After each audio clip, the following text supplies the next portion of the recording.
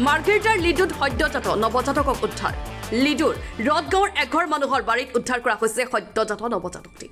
আজি পুৱা লিডুৰ আৰক্ষীয়ে উদ্ধাৰ কৰিছে সদ্যজাত নৱজাতকটো উদ্ধাৰ কৰি লিডু আৰক্ষীয়ে চিকিৎসাৰ বাবে মাৰ্ঘেৰিটা এফআৰইউ চিকিৎসালয়লৈ প্ৰেৰণ কৰে চিকিৎসকে জানিবলৈ দিয়া অনুসৰি উদ্ধাৰকৃত কন্যা নৱজাতকটি বৰ্তমান সম্পূৰ্ণৰূপে সুস্থ কোনে কি কাৰণত নৱজাতকটিক পথত পেলাই থৈ গ'ল বৰ্তমানলৈকে জানিব পৰা হোৱা নাই আজি পুৱাই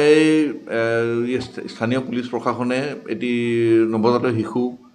আমাৰ মাৰ্ঘেৰিটা এফআইউলৈ লৈ আনিছিলে স্থানীয় কোন ঠাইতে বাটৰ কাষত পৰি থকা পাই পেলাই ইয়াৰ ইমাৰ্জেঞ্চি যিজন ডক্টৰ আছিলে তেখেতে শিশুটিক আমাৰ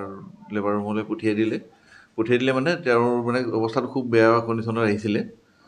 গতিকে আমি প্ৰাথমিক যিখিনি আপডাল কৰিব লাগে বা প্ৰাথমিক যিখিনি চিকিৎসা ব্যৱস্থা দিব লাগে শিশুটি সেইখিনি দিয়া হ'ল দিয়াৰ পিছতে শিশুটি এটা স্বাস্থ্যসন্মত মানে সুন্দৰ স্বাস্থ্যৰে শিশুটিক ইয়াৰ ৱাৰ্মাৰ ইত্যাদি ৰখাৰ পাছতে আমাৰ যিজন কৰ্তব্যৰত যিজন চিকিৎসক তেওঁ পুলিচ প্ৰশাসনক ইনফৰ্ম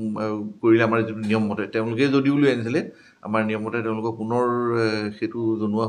জনোৱাৰ পিছত পুলিচে সেই বস্তুটো নিজৰ কাষ্টডিত লৈ তিনিচুকীয়াৰ যিটো চাইল্ড কেয়াৰ ইউনিট তেওঁলোকক ইনফৰ্ম কৰিলে অলৰেডি ইনফৰ্ম কৰা হৈছে চাইল্ড কেয়াৰ ইউনিটে ৰেছপণ্ড কৰিছে তেওঁলোক হয়তো বিষয়ববীয়া এতিয়ালৈকে আহি পোৱা নাই হয়তো আহিব